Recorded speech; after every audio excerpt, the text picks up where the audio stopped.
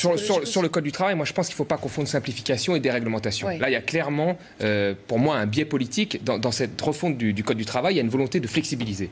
Voilà, on nous dit qu'il faut flexibiliser le marché du travail. Alors on peut simplifier le Code du travail. Vous savez, dans le Code du travail, il y a le nombre de manteaux qu'un travailleur doit mettre sur un porte-manteau, ça peut être simplifié. Mais là, il y a une volonté clairement de le déréglementer pour que ce soit beaucoup plus flexible. Or, si on fait un bilan, on a 1,5 million de chômeurs en plus depuis 2008. Est-ce que ces 1,5 million sont dus au Code du travail? Est-ce que depuis 2008, le Code du travail a drastiquement augmenté? Non, c'est pas ça. C'est dû à la crise économique et à un problème de débouchés pour nos entreprises. Donc je pense que moi, il y a d'autres choses à faire, beaucoup plus importantes aujourd'hui, notamment relancer la demande ou investir dans les secteurs d'avenir, que de déréglementer le Code du travail. C'est pas parce que demain il y a moins de barrières que les entreprises vont se mettre à embaucher comme par magie.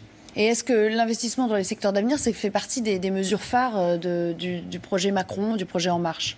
Macron prévoit d'investir 50 milliards d'investissements publics, dont 15 milliards dans la transition énergétique. Donc il y a certes de l'investissement public qui, pour moi, n'est pas suffisant, compte tenu de... On est la 5e puissance mondiale, on pourrait faire beaucoup plus. Les secteurs d'avenir, vous savez, c'est pas de l'argent que vous perdez. Même si vous investissez beaucoup, souvent ça rapporte plus. Par exemple, la rénovation des bâtiments.